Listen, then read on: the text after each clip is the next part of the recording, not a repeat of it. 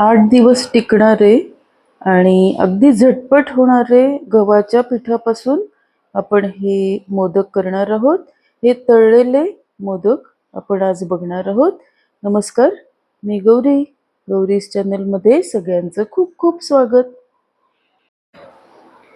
गणेश चतुर्थीसाठी किंवा एरवीही तुम्ही नैवेद्यासाठी हे बनवू शकता. अगदी झटपट होणारे आणि नेहमीच्याच साहित्यामधनं आपण करणार आहोत. आणि यासाठी आपण कोणत्या कोणत्या टिप्स वापरणार हे व्हिडिओच्या शेवटी आपण बघणार आहोत, तेव्हा व्हिडिओ शेवटपर्यंत नक्की बघा. गव्हाच्या पिठामध्ये 2 चमचे तेल आणि चवीपुरतं मीठ असं घालून आपण ती कणिक भिजवणार आहोत. 1 वाटी सुकं खोबरं आपण लोखंडी कढईमध्ये व्यवस्थित भाजून घेतोय, ज्यामुळे आपले हे मोदक 8 दिवस टिकणार आहेत. जेवढं खोबरं घेऊ त्याच्या निम्म गूळ घेतलेला आहे. तुम्हाला जास्त गोड आवडत असेल तर आणखी थोडासा गूळ वाढवलात तरीही चालेल. हे मिश्रण मिक्सरमध्ये बारीक केलं. यामध्ये जायफळ थोडंसं किसून घातलं. इथे गव्हाच्या पिठामध्ये 2 चमचे तेल आणि चवीनुसार मीठ घालून अशी कणिक भिजवली. खूप घट्टही नाही आणि खूप पातळही नाही, अशा पद्धतीने त्याचा एक गोळा घेतला आणि त्याची पोळी अगदी नॉर्मल पोळीप्रमाणे लाटलेली आहे.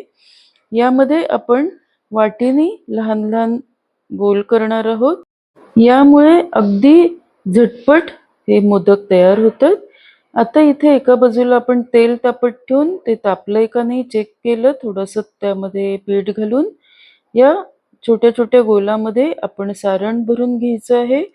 हे सगळ्यामध्ये अगदी छोट्या चमच्याने त्याच्यात बसेल एवढंच सारण घालून घ्यायचंय. आता हे सारण घातलेलं सगळं व्यवस्थित आपण नेहमीच्या जसे आपण मोदक करतो, उकडीचे मोदक करतो किंवा मोमोज पण करतो, अशा पद्धतीने त्याला लहान लहान चुण्या हाताने पडायच्या आणि त्या सगळ्या एकत्र करून असा मोदक तयार करायचा आहे. यामध्ये आपण इथे बघू शकतो अतिशय सुबक आकाराचा आपण अगदी सहज हा मोदक केलेला आहे.